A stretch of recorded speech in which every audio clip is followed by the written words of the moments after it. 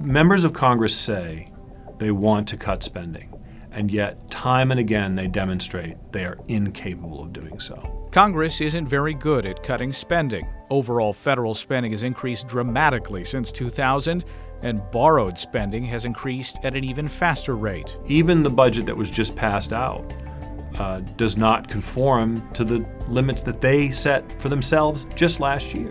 The Budget Control Act passed last year gave Congress a few choices: cut spending now or delegate spending cuts to a super committee. If that committee failed to agree on spending cuts, then across-the-board budget cuts known as sequestration would automatically kick in. If we have a sequester, this horrible draconian process, government spending 10 years from now will be $2 trillion higher instead of $2.1 trillion higher. So all we're doing is shaving the rate of growth of government if you have a sequester. For military spending, sequestration means a cut of about $55 billion in a single year. Some defense hawks complain with some legitimacy that they're 1/4 of the budget and yet they're taking 1/2 of the sequester.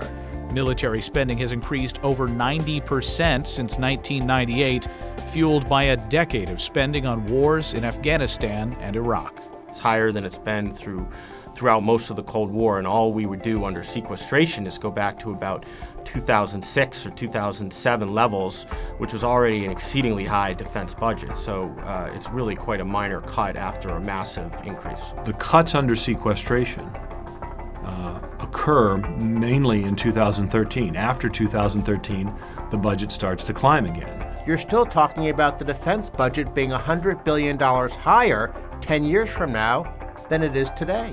Military spending typically does decline after wars. After Korea, Vietnam, and the Cold War, military spending fell considerably. As a country grows wealthier, it should be able to spend a smaller share of its wealth on defense, especially if the threats decline, as they have since the end of the Cold War. In addition to extended military campaigns since the end of the Cold War, the United States has expanded its defense of other countries. We could be spending considerably less at no loss to U.S. security. If anything, our spending so much undermines our security because it causes our allies to grow dependent upon us spending on their behalf. Allies in NATO, for example, have in total a larger population and higher GDP than the U.S., but the U.S. devotes its own considerable resources to defending these countries that are able to defend themselves. I believe that if we were to spend less and to use our power less, other countries would be encouraged to spend more and to defend themselves and their interests. And the end result is less burden on American taxpayers, but ultimately greater security for all. As wars in Afghanistan and Iraq come to an end, only sequestration provides a likely scenario for reducing military spending.